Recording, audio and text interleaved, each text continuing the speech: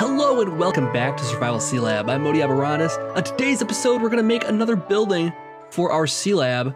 This time, it'll be the largest one we've made underwater here to date. So let's get going. Alright, so as I mentioned, we're going to be making a new building today. It's going to take a little bit of time, I think, so we'll have to get going on it pretty soon here. But as you can see, I laid out some markers already. And it's going to have like a little bridge going out there like we did in other ones. It's going to have a little bit longer bridge this time. And then the actual structure of it, it's going to be actually... My original plan for this thing was about 64 by 64, and when I actually started measuring that out, I realized that it would completely dwarf my entirety of the Sealab. Like that's bigger than everything I've made up to this date. So in a single building, I thought that was a little bit much, so I cut it in about half of what I was going to do. But what we're going to be doing is actually making a building for our Mariculture stuff, and I thought the best way of doing that would be to build a replica of the Shedd Aquarium in Chicago. I've got it kind of planned out on a Photoshop sheets. I'll be going after that to make that. I think what we're gonna do is actually use some of our sugarcane here, and we will make some white stone brick because the building is kind of a white building.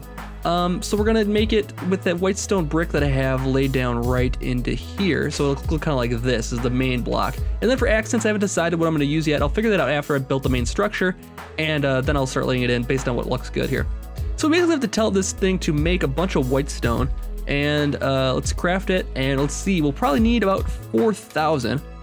I would imagine that'll be plenty for roof, ceiling, everything like that. So let's build that, and let's see how it takes to craft that. It's gonna take a long time, but already it's got 3,900 to go. So we'll let that go for a bit, and it should be storing it down in our DSU here. Yes, so it's storing it down here. So what we'll do is just take this, after it's done, we'll just crack this DSU off and take it with us over to the site so I can start building from that. Let's go take a look at how our quarry is doing. It's going pretty well. So we should have plenty of stone from now on. I think we've already gathered like 17,000 stone now. So we should be in no rough shape for materials. And as you can see, oh my God, it's made a lot more progress than I thought it would have. I haven't logged in much since the original. Oh, I don't have my helmet on at the moment. That's why I can't fly very good. Okay, let's get the helmet back on. There we go. I like to take it off for the introductions. But yeah, so it's going pretty well. I gotta say, it's going nice and fast, and we're gonna get all kinds of. So this stuff right here, I don't know what's gonna happen with this. Like for this mimicite, for instance, if it's gonna grab the actual ore or not, we'll have to take a look at that quick. Maybe I'll go take a look and see in our machine how it's being sorted out. I haven't set up a processing system for that yet. I don't know if there's even you can collect the ore or not. But if you can't, we might have to figure out a way to exclude that from the options, because I don't think there's a benefit to putting it through our ore processing system. So let's go take a look here and see if it's getting ores in here. Let's just type in ore and see what's coming up with. So we got mimicite ore, so we don't necessarily need to have that, for instance. In a tiny voice, let my people go. Interesting. Strange, but I didn't know it did that. We're getting a lot of apatite ore too. Okay. So yeah, this kind of stuff we might want to, some of the stuff we're going to put through the processing system, and some of it we're not going to want to. So like coal ore, we should probably put through the processing system because that'll double our coal, and probably like 5 times our coal roughly. Indium and cadmium I haven't really done much with, and don't know if we will. It's part of reactor craft. And dark iron, I did a little bit of it, but I don't necessarily need a whole lot of that either for the particular mods. And cinnabar, I did a little bit of that as well through the processing, but I don't know if I need a lot either. So really, mimicite is the only thing we do to really exclude, so it does fortune 3 on it instead of the silk touch. We can do that with a process from the mod. I think it's from Quarry Plus, right? Let's see, these things right here, the list editor. So we can actually make one of these. I'll do that off camera, but we can make one of these to tell it to not do silk touch on that. It'll just do fortune 3 then. So we can set it to exclude certain things. So we'll work on that, we'll set it up. We'll have to basically tweak our Quarry Plus how we want it to go. But other than that, it's going pretty well. It's gonna have a nice processing system down here. Let's go take a look and see how it's going. Make sure it's able to keep up. It is stuffed full right now. That's not too bad. It's not getting piled up that much. Yeah, it's going, working. Everything's good, cool. So we should be in no rough shape for fuel for our system at least. We're getting a lot of uranium we can use in our big reactor. We do need to think about the power for that though. As I mentioned, we need to expand that reactor probably pretty soon here, or think about other ways of putting more fuel rods in there, because it's probably taking its toll. I didn't check it to see how my fuel's doing. My energy cells are up here doing. Let's take a look and see how these are going. Oh, it's holding up. Actually, it might be okay. So somehow we're generating enough RF for it to actually go. I don't know how that's possible based on everything else running right now, but I'm not going to question it. Seems like we have enough going right now, unless this has a huge buffer in it. That could be. Let's take a look and see how the buffer on this is going. So let's take a look here. The buffer is also staying full. Okay, so it's using it up pretty quickly, but yeah, it's going okay. I also set up a reprocessor for our cyanide that comes out. This can be reprocessed into plutonium using water and just some power. So we've been using that as a fuel source. I've been throwing it in here when we get done with it, and that'll provide a little bit more fuel for our system as well.